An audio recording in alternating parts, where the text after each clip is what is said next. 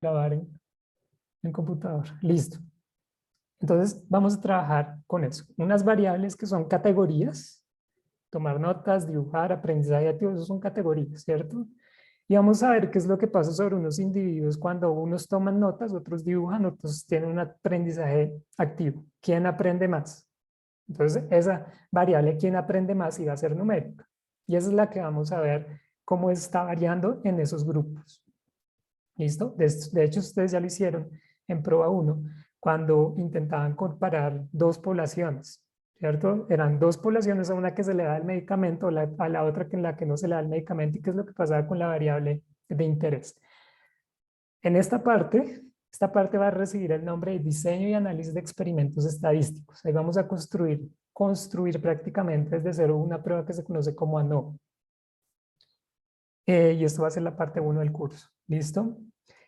En la parte 2 del curso vamos a igualmente tener unas variables, pero estas variables, a diferencia de las explicativas que teníamos acá o independientes que teníamos acá, que eran categorías, estas iban a tomar valores continuos. Entonces, fíjense, vamos a ver ahora un estudio en el que queremos ver si las series, digamos de televisión o Netflix o lo que sea, tienen un rating cualquiera cuando hay una duración, unas críticas, y se puede maratonear, ¿cierto? Entonces, cuando estas variables toman valores continuos, entonces vamos a ver cómo las variables continuas también se ven afectadas. Esto lo vamos a ver en la parte 2 del curso, que corresponde a modelos de regresión lineal y modelos de regresión logística. Vamos a ver esa diferencia entre regresión lineal y regresión logística. Esa va a ser la segunda parte del curso. Pero bueno. Para empezar, yo quisiera preguntarles esto, que no se me ocultó. ¿Qué es una variable? Ya está la respuesta. Como tal, vamos a tener que una variable es una característica o cualidad de un individuo que es propensa a tomar diferentes valores, ¿cierto? Entonces, lo que veíamos, voy a tomar sobre una persona diferentes dimensiones, estatura, peso, lo que sea, o sobre la situación del aprendizaje, entonces puedo tener una variable que me va a tomar tipo de estrategia de aprendizaje, entonces escritura, dibujo o alguna otra, ¿cierto? Mnemotecnia, lo que sea, ¿cierto? Entonces todas esas variables pueden tomar un valor diferente dependiendo de, bueno, de la situación en la que estemos. Yo sé que ustedes han visto y que a veces, muchas veces a uno le dicen la variable cualitativa, cuantitativa, binaria, nominal, discreta, continua, ordinal y todo este cuento. Entonces, en general, ¿quién me podría comentar algo de una diferencia entre las cualitativas y las cuantitativas? Unas variables cualitativas y una variable cuantitativa.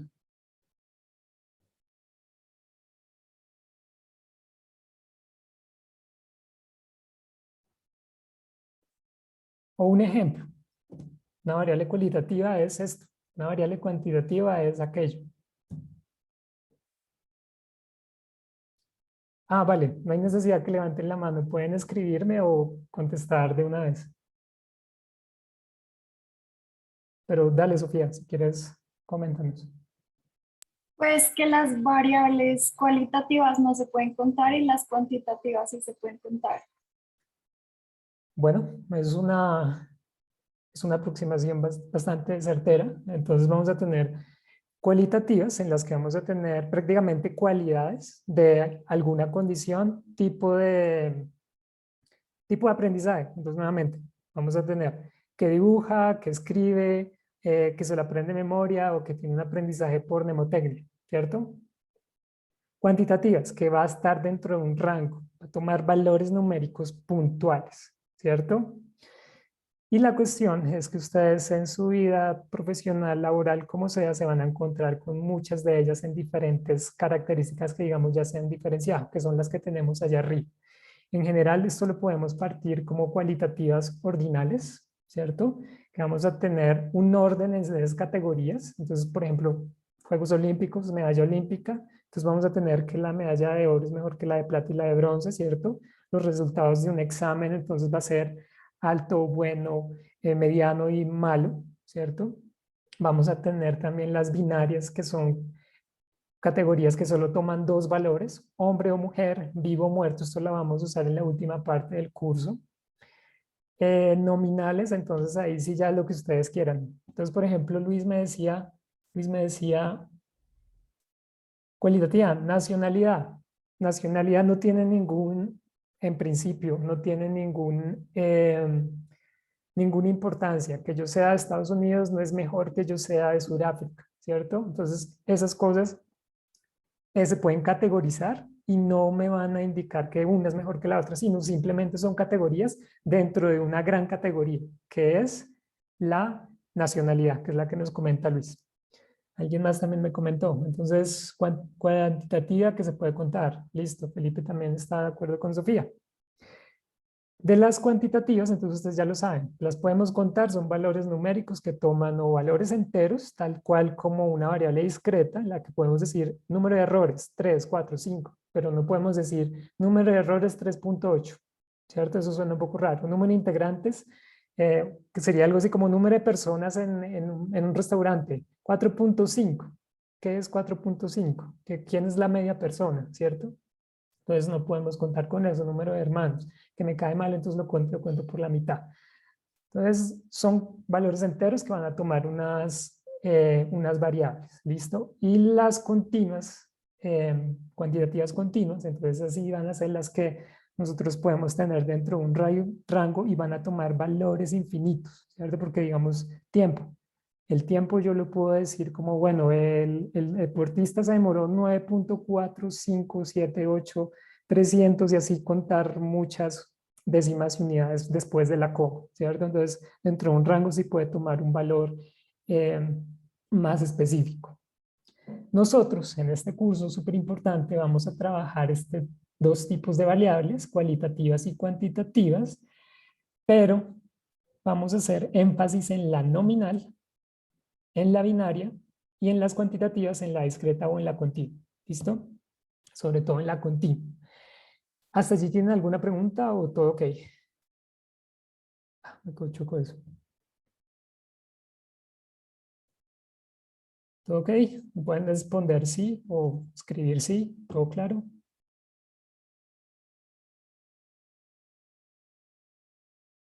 Sí, listo, perfecto. Entonces, dentro de diseños de experimentos, nosotros, súper perfecto, Michael, Nicolás, Cole. Dentro del diseño de experimentos que vamos a abordar, vamos a trabajar variables cuantitativas y variables cualitativas, pero cada una va a estar centrada en un escenario específico. Entonces, pongamos este ejemplo. El PSG, un equipo de fútbol, quiere fichar un jugador, pero no decide por cuál, ¿cierto? Entonces tiene un set de jugadores y no sabe por cuál eh, tomar la decisión para quién incluye o quién incluye dentro de ese grupo, dentro de su club. Entonces, para tomar la decisión, ellos dicen, dependiendo de la predicción en la subida de las acciones del club, yo voy a decidir si meto a Pepito o meto a Juanito, ¿cierto? Entonces, si meto a Pepito, ¿cuánto me suben las acciones? Si meto a Juanito, entonces, ¿cuánto me suben las acciones? Entonces, esa variable de cuánto me suben las acciones, de cuánto, ese valor continuo que puede tomar el precio de la subida de las acciones, entonces, esa variable es para mí, o en el contexto, para mí, la variable de interés. Entonces, siempre acordémonos ahora dentro de diseños de experimentos que nuestra variable de interés va a ser una variable continua, cuantitativa continua. Esa que ustedes dicen que se puede contar, que va a estar dentro de un rango. Y entonces en este ejemplo va a corresponder el promedio del alza de las acciones, ¿cierto? Entonces va a ser un promedio de cuánto me subió las acciones. Entonces vamos a ver qué es lo que pasó con el PSG. Ellos ponen ahí una raya y dicen, bueno, si yo meto a este señor, me da un 30%, ¿cierto? Se me suben las acciones. Entonces, bueno, es bueno, ¿cierto? Gano dinero. Si meto a este señor, me da un 33%. Bueno, también es bueno. Y si meto a este señor, a este otro personaje, me da un 38%. Entonces, bueno, hasta allí todo bien, pero aparece este señor que es bastante conocido y que nos sube el alza, que nos alza las acciones a un 400%, ¿cierto? Entonces, pues uno dice, bueno, por allí como que la cosa, o sea, esta categoría de Messi me va a aumentar mucho más el alza de las acciones que yo tengo. Entonces la decisión final que va a tomar el, el equipo PSG es incluir a este individuo que obviamente va a aumentarme mucho más el precio de las acciones, ¿cierto? Entonces esto finalmente es lo que vamos a hacer por detrás en el diseño y análisis de experimentos. Vamos a tener una variable de interés, vamos a ver qué es lo que pasa en diferentes categorías, ¿cierto? Vamos a ver qué es lo que pasa en diferentes categorías y finalmente vamos a tomar una decisión. Eso es lo que vamos a hacer. Entonces, variable continua de interés y variables independientes o cualitativas, que van, fíjense que son categorías, sujeto 1, sujeto 2, sujeto 3, sujeto 4, y dentro de esas categorías, entonces, ¿qué es lo que pasa con esa variable continua? Y vamos a desarrollar toda la prueba para determinar qué es lo que está pasando. Bueno, hablemos un poquito de las variables continuas. Esto es lo que les decía, esto es importante para que tengamos en cuenta, como dice un médico, que estemos en la misma página dentro del diseño de experimentos. Entonces, las variables aleatorias continuas, le habíamos dicho, toma un valor cualquiera dentro de un rango y tiene asociada una función de distribución de probabilidad. Esa función de probabilidad es esa que ustedes ven allá abajo en pantalla.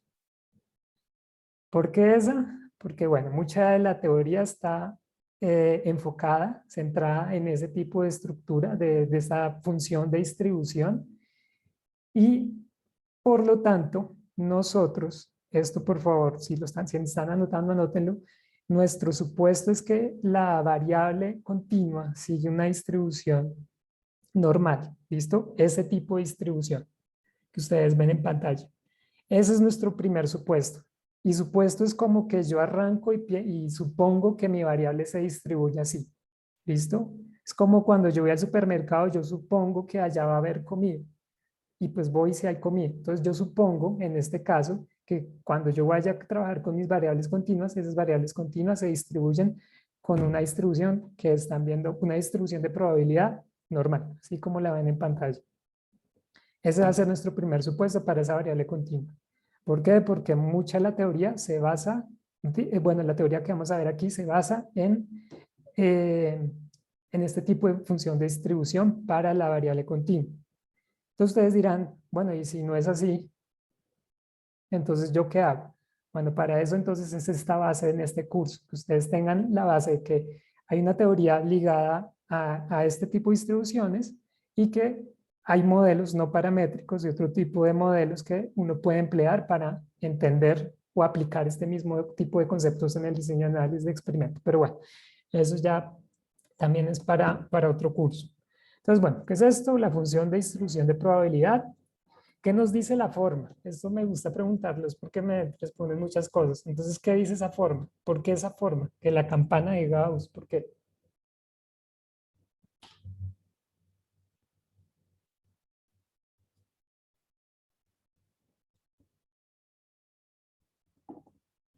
¿Qué dice la forma de esa campana?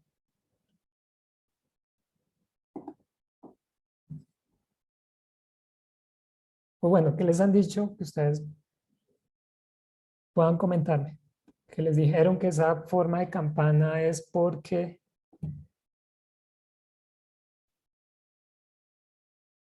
cualquier cosa, no importa. Díganme lo que estén pensando. Aquí me respondió ya. Ok, Sofía me dice que es simétrica, listo. ¿Qué información te arroja eso? ¿Qué información te arroja este tipo de gráfico? Acá hay una media, ¿cierto? ¿Y qué más les dice? Michael me dice que cercano al promedio la probabilidad es cercana al percentil 50. Bueno, eso es algo. Y al español, eso sería, digamos, para alguien que uno le dice percentil y ¡pum! Se le quema las cejas, se le quema el chip. ¿Qué le dirían a alguien en español? ¿Qué es lo que se está viendo en esa gráfica?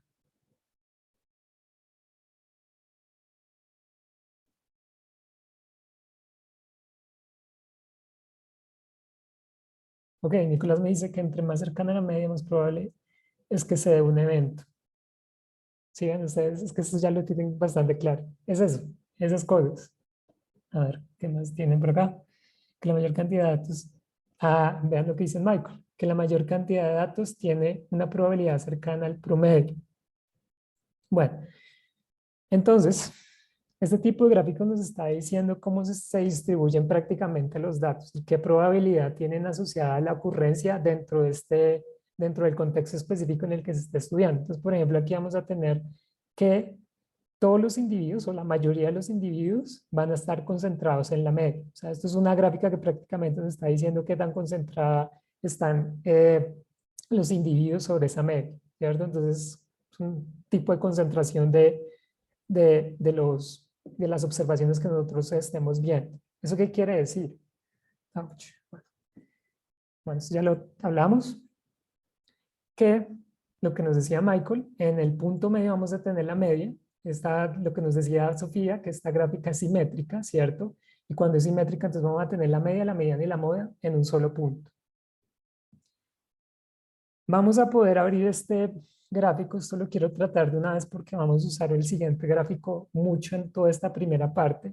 Corresponde a que nosotros podemos identificar porciones dentro de nuestra distribución y encontrar, digamos, dónde está el 50% de los datos, dónde está el 25% de las observaciones, ¿cierto? Entonces, lo que vamos a hacer, por ejemplo, inicialmente es que podemos partir nuestra distribución para conocer dónde está el 50% de los datos. Entonces, fíjense, yo partí esta distribución, ¿cierto? Y en esta región voy a tener contenido el 50% de los datos. Entonces, si esto lo extrapolo y lo dejo en una cajita, entonces voy a tener aquí el 50% de mis observaciones. Esto es lo que me representa, ¿cierto? Fíjense que simplemente voy a completar la caja. Posteriormente también puedo conocer dónde está el 99% de mis datos, ¿cierto? Allí van a estar contenidos mis datos y adicional voy a tener unos valores que pueden estar por fuera de mis, eh, de mis observaciones y que son los famosos outliers o datos atípicos, ¿cierto? Entonces, este tipo de representación de esta distribución yo la puedo llevar a este tipo de distribución y con eso puedo también tener información de cómo es la distribución o, distribución de los datos en mis observaciones. ¿Listo? Dentro de este tipo de distribuciones hay algo especial y es algo también que ustedes ya conocen, hay unos parámetros como la media mu o como la varianza o la dispersión de las observaciones respecto a este punto medio que es el sigma cuadrado. ¿Listo? En general, esta función de distribución describe las probabilidades de los posibles valores de una variable aleatoria continua. Y entonces, bueno, todo este rollo para qué nos es útil. Porque necesitamos conocer la distribución, porque necesitamos conocer mu, porque necesitamos conocer sigma cuadrado. Y la respuesta es para hacer inferencia estadística, para que nosotros podamos realizar como tal la extrapolación o finalmente lo que hizo el PSG, poder tomar una decisión. O sea, ¿qué jugador meto? Meta Messi, se le sube el precio de las acciones un montón. Entonces, eso es lo que vamos a terminar haciendo, inferencia estadística para poder tomar decisión. En sí, ¿qué es lo que se hace? Normalmente uno dispone como de una población, ¿cierto? Uno sabe que uno tiene una población y esa población va a tener unos parámetros específicos, ¿cierto? Entonces, por ejemplo, los parámetros mu y sigma cuadrado para un ejemplo cualquiera como conocemos la cantidad media de los individuos que les gusta el chocolate, no los conocemos, no conocemos esos parámetros porque de la población general no sabemos cuál es ni mu, ni cuál es sigma cuadrado.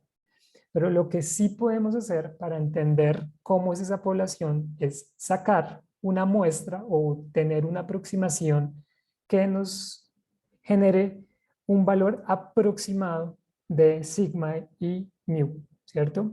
Para eso entonces nosotros usamos estimadores.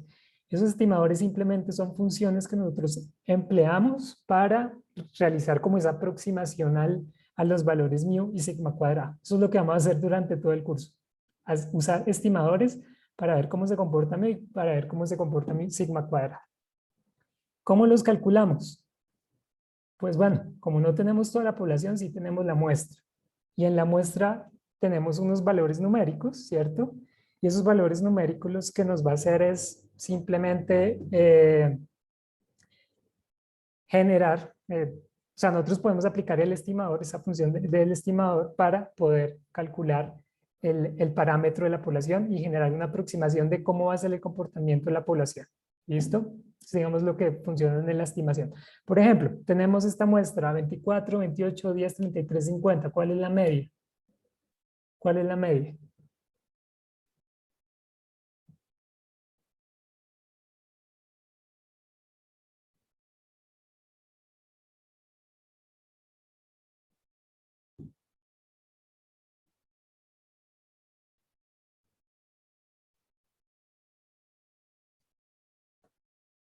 Entonces, Felipe me responde 29.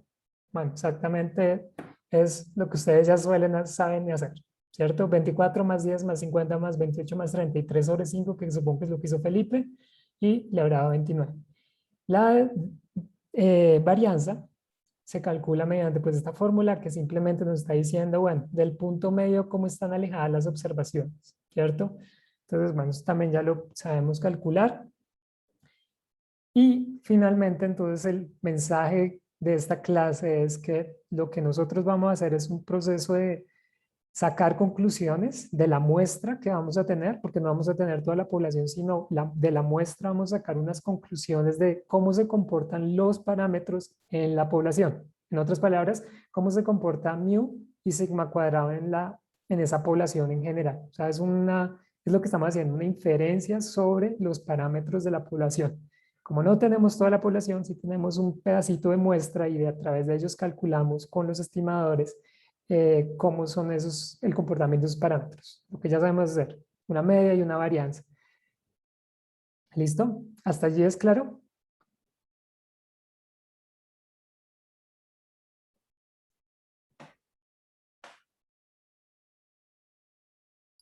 Claro. Súper, gracias, Sofía, supongo. Eh, bueno, unas cositas que también vamos a trabajar, así como normalmente lo voy tocando poco a poco, dado que puede ser un poco enredado al comienzo, son las propiedades importantes de los estimadores que usemos. O sea, fíjense que aquí ustedes ya uno les dice, el mejor estimador de la media poblacional, pum, la media muestral. El mejor estimador de la varianza, pum, la varianza muestral, ¿cierto? Ustedes ya de una lo dicen. Pero hay algunas situaciones en que no podemos usar cualquier tipo de estimador, sino que los estimadores tienen que tener unas propiedades para que los podamos usar, para que sean confiables en nuestras estimaciones, para que podamos hacer la inferencia correctamente. Si no, pues vamos a tomar una mala decisión y no vamos a contratar a Messi, sino vamos a contratar a cualquier otra persona y pues nos equivocamos, ¿cierto? Entonces lo importante es que nuestros estimadores tengan unas propiedades que corresponden a que sea insesgado, consistente, eficiente y suficiente. Esto lo vamos a ir trabajando también poco a poco. Aquí yo normalmente les pongo esta cosa súper rara que ven allí, pero también les pongo la del lado amable, que es, por ejemplo, que si el estimador tiene que ser insesgado, es que el estimador se parezca al poblacional, que sea consistente, que a medida que yo voy adquiera más datos, pues mi valor de mi parámetro, de mi estimador, se parezca mucho al del parámetro.